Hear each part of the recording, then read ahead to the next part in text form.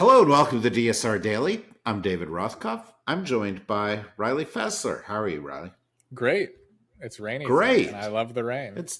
It's disgusting. And frankly, I know that we're losing democracy in America and that the entire government is being dismantled. But I sure do wish Trump would focus on making the weather better first, because it sucks.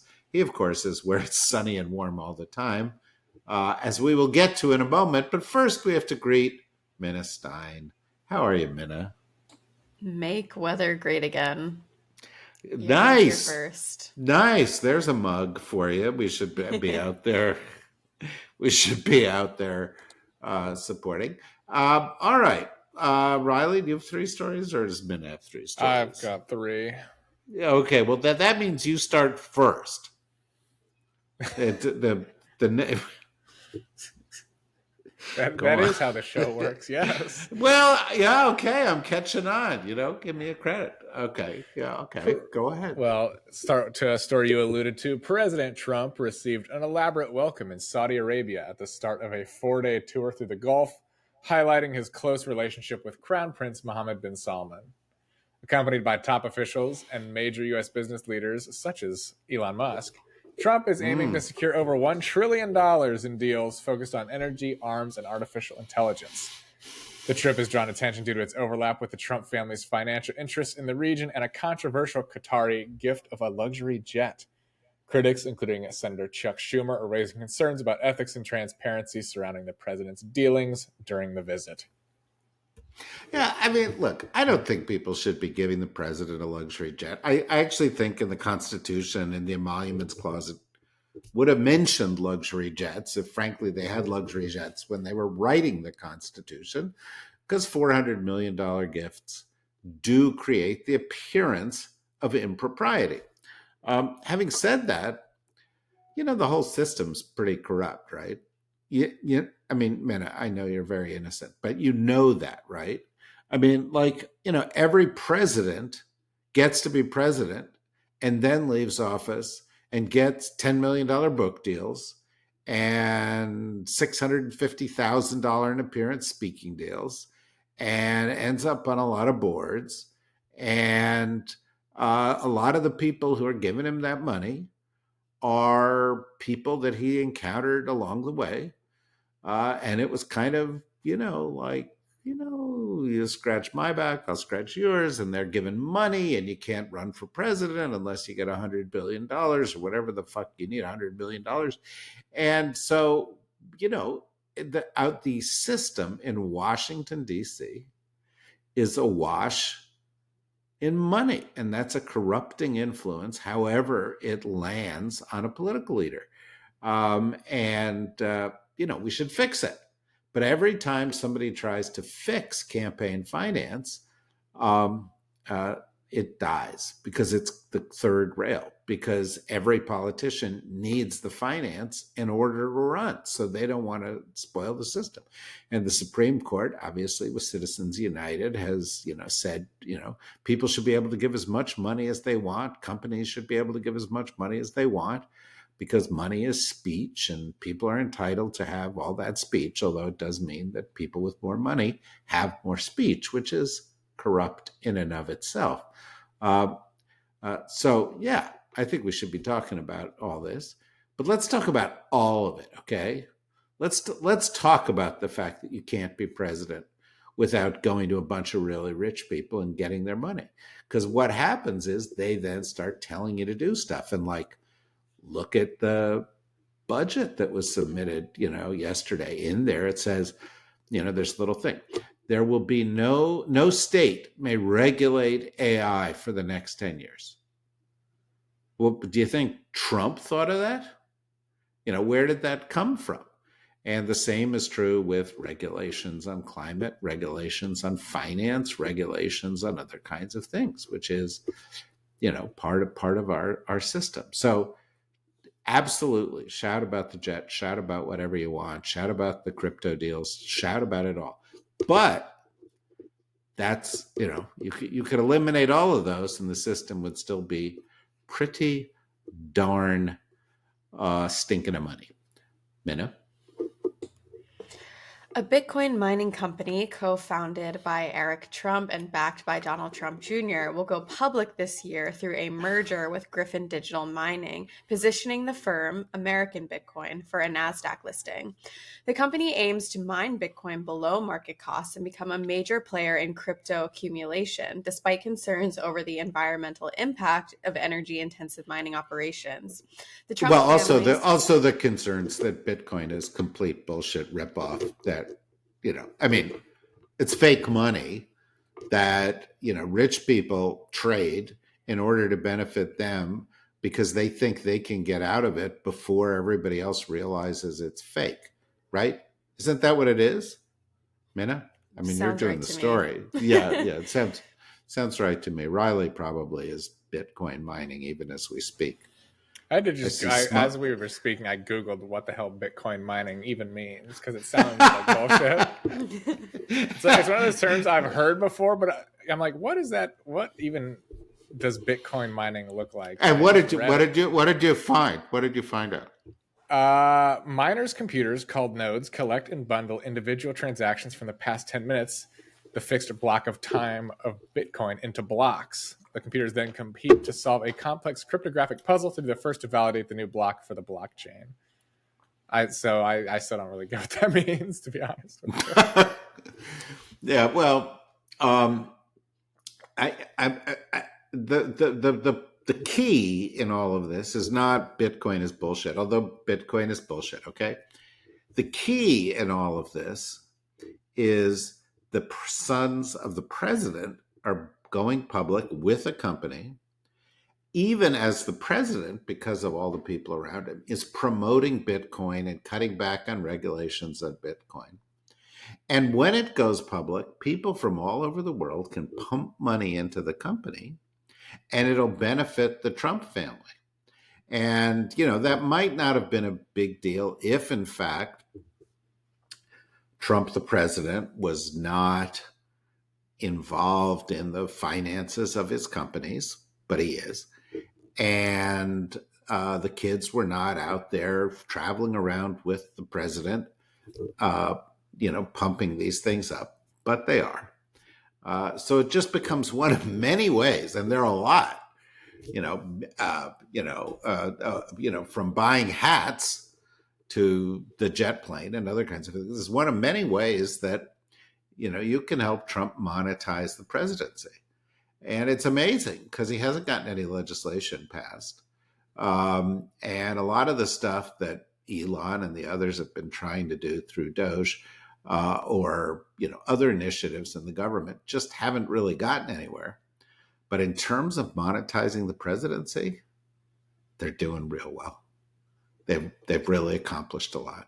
In fact, they've accomplished more in that regard than every other president, senator, congressman, judge, governor, mayor in American history added up.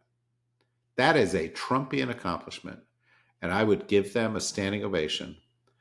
But it's pretty awful, actually. Anyway, how about a different story? Get this bad taste out of my mouth.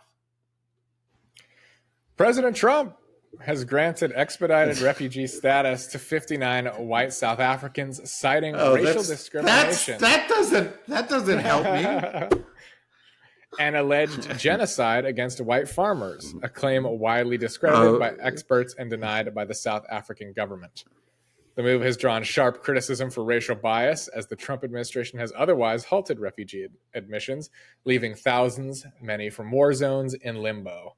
Critics, including Human Rights Watch and U.S. lawmakers, say the policy reflects unequal and politically motivated treatment, and the decision has further strained U.S.-South Africa relations and fueled accusations of racial favoritism and historical revisionism.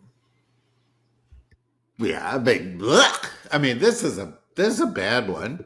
I wonder where it came from. I wonder, if Trump's been really studying South Africa, or could it be that Elon is South African or Peter Thiel is South African and he's got a bunch of South Africans around? I don't know. Could be one of those two things. Trump's an expert, or somebody's giving him money and saying, please do this. But of course, it plays to Trump's real, desire to institutionalize racism in new ways in America. But what is especially disgusting about this is that, the administration talks all the time about how they love the military and they love the people who've served our country and they're very patriotic.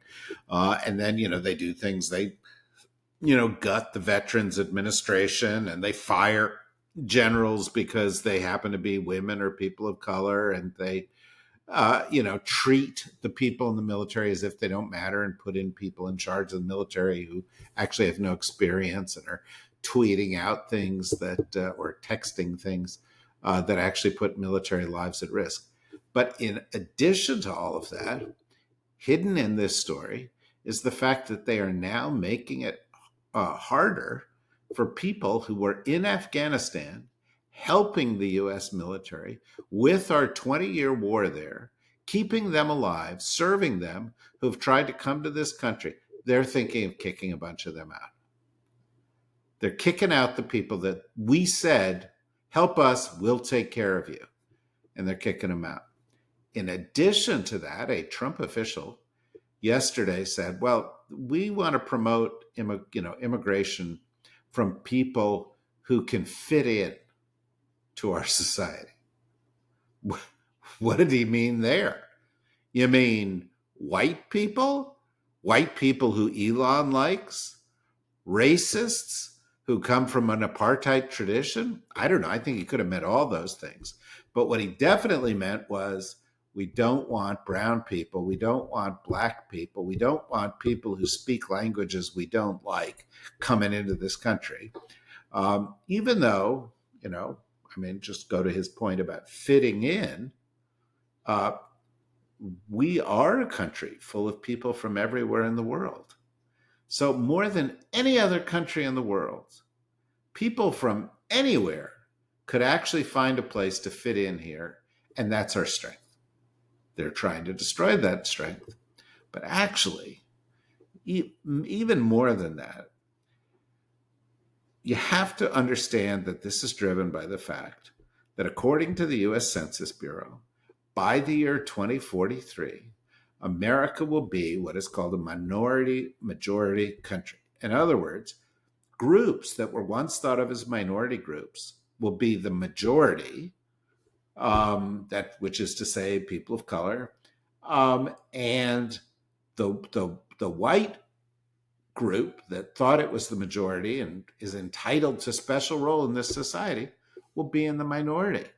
And this has caused huge anxiety and fear and backlash among some white Americans, particularly white males who are also intimidated by the rise of women and are pushing for things like trad wives. Part of the trad wife push is to have more kids. Why? Because what they really mean is more white kids. And this administration is like, hey, maybe we could give an award to somebody who has lots of kids, or maybe we could give them more money so they could have lots of kids. Why? Because they want to have more white people to offset this shift in our national demographic, which, by the way, cannot be offset. But this is a deep social problem in the United States, and it is manifesting itself in things like this pathetic, racist gesture. I'm sorry. I'm sorry to rant, okay? It's a rainy day. Maybe it's gotten under my skin, but this stuff is bugging me. It was a well-deserved rant. Thank you. Thank you. House Republicans have proposed a plan to tighten work requirements and limit benefit increases for recipients of the Supplemental Nutrition Assistance Program, or SNAP. You mean people who are hungry and need food? Exactly, yes. Yeah, right. Yeah, okay. And this is in an attempt to save $230 billion as part of a broader budget initiative. Key changes include raising the work requirement age to 64, reducing states' ability to waive those requirements, and introducing a state cost sharing system based on distribution accuracy.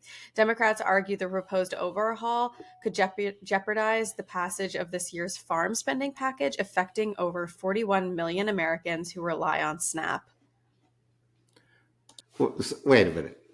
So the president gets a plane, $400 million for the rest of his life, and his kids and he get to profit off of Bitcoin and make billions. And they've made $4 billion in the first 4 months of the year, profiting off all this stuff.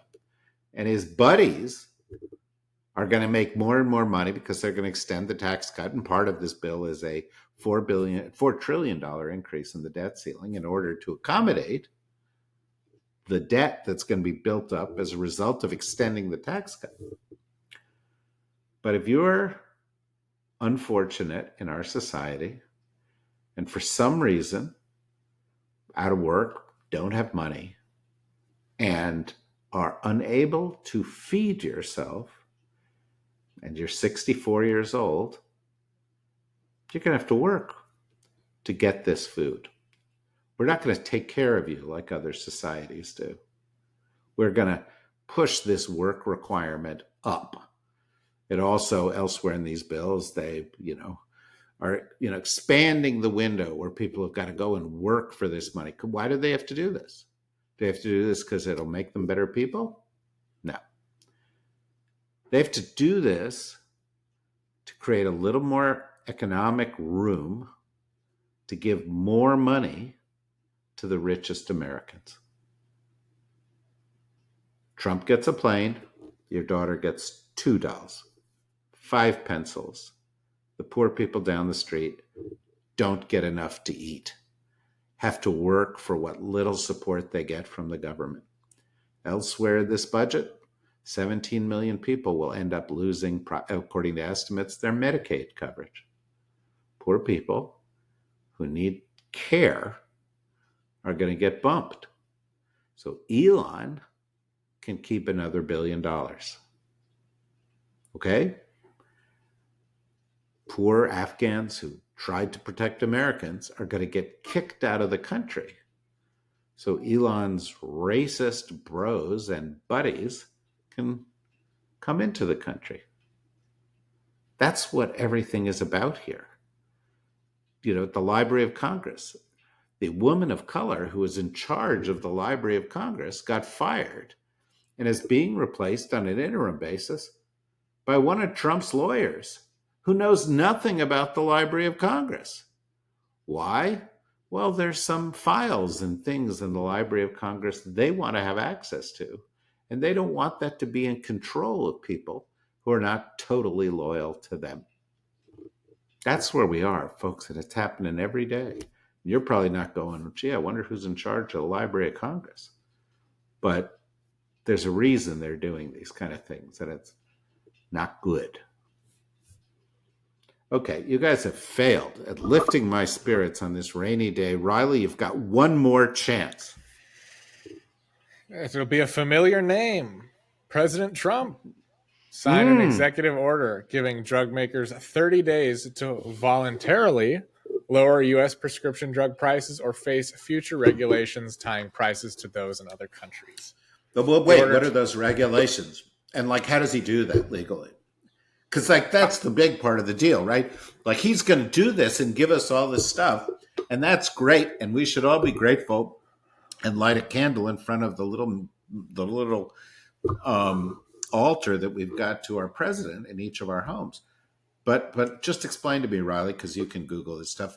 How does this actually happen? Well, I don't know, but fear not, because he has one of our most luminary minds working on it, because the order also tasks Health Secretary RFK Jr.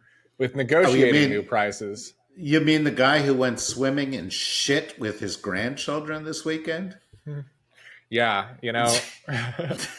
for those of you who don't live in the DMV, swimming in the Rock Creek Not a good idea. Don't do it. It is No. not the most clean water. It's been forbidden for half a century. Don't go in there because there's shit. But there's literal shit in it.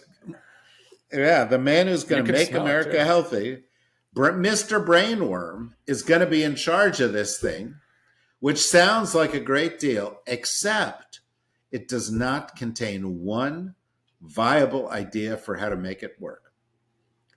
It's just bullshit. It literally is just bullshit. Everybody would be great if he came and said, let's cut drug costs. He's not doing that. In fact, a bunch of the efforts that the last administration made to try to cut these things along the lines of this were thrown out by courts.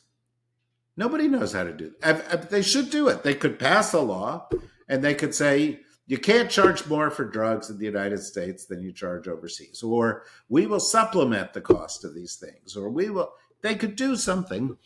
This isn't it. This is just a bullshit burger to make you think, oh, that's very nice. I don't mind if he gets an airplane. If he gets an airplane for that, that's fine. Although, as Joe Scarborough on Morning Joe said this morning, he may get the plane, but will he be able to land it safely at Newark Airport? No, he won't, because as the New York Post, that anti-Trump publication, reported, of the 14 air traffic controllers who were supposed to be on duty at Newark Airport yesterday, there were 3. And the systems are falling down around their ears. Now, should the Biden administration have done more to update our air traffic control system? Yes. Should Trump have done more? Yes. Should Obama have done more? Should Bush have done more? Because a lot of this stuff should have been upgraded 25 years ago, 20 years ago, 15 years ago. Every administration has dropped the ball on this. But instead, we are left with the fact that I bet neither of you guys would want to fly in or out of Newark Airport. Would you? I don't want to put words in your mouth. Not now. Yeah, not now. But do you think, how long is it going to take for them to fix this? Because Doge fired all these people, right? Without thinking about a thing. This is on them. And then, go on, there's all those other things going on. And so they have to distract from it. So they say, well, we'll cut your drug prices. We don't know how. We're going to look into that. And the person we're going to put in charge of looking at that spent the weekend with his grandkids swimming in a puddle of shit. But otherwise, it's going to work out just great. So that's America. That's today. Maybe it'll be better tomorrow. After all, we'll all be here. We'll all be working, trying to do good things. Tomorrow we'll do on our Deep State Radio podcast, we'll talk about Ed Luce's new book, which, by the way, they're talking about every single day this week on Morning Joe because Mika Brzezinski's dad is the subject of the book. But you want to join us for that because I know you all love Ed. And maybe on Thursday, when we get together with Norm Ornstein, we'll talk about the new book that discusses the issues around the health and re-election bid of Joe Biden and what the truth is behind that. Because I think we need to talk about that and determine what's true, what's not true, what's relevant, what's not relevant right now. Is anything relevant? All that we'll talk about with Norm Ornstein. And of course, we'll have episodes of Soul Consciousness and our Energy podcast and This Daily and TNR's Daily Blast. And that's what you get for being here and being a supporter. And if you're not a member, you should be one. How do you do that, Riley? How does one become a member? You tell me. Go to the dsrnetwork.com/buy and sign up. That sounds hard, Minna. Is that a hard thing to do? It's very easy. Very even the technically uninclined and uneducated, you could probably do it, right? Even RFK Jr. with the dysentery from swimming in Rock Creek could do it. Even if you have a brain worm, you could be a Mhm. member of Deep State. You probably wouldn't be, but if you could be, and Well, your that's the brain point. worm So, needs a separate membership. So, yeah, that's true. yeah, you can't double dip with the worm. Riley, you got to work on that. I want to charge twice Twice. for For the membership. worms. If you've got an animal living in your brain, that has to pay separately because our podcasts go right into your brain, right? I mean, that's where they're directed. Thinking, that kind of stuff. All right. That's what we do here. Come back for more if you can handle it. And have a good week. And if you're anywhere on the East Coast, umbrellas and that kind of thing. And if you're not on the East Coast, you're super duper lucky. So see you tomorrow. Bye, Riley. Bye, Minna.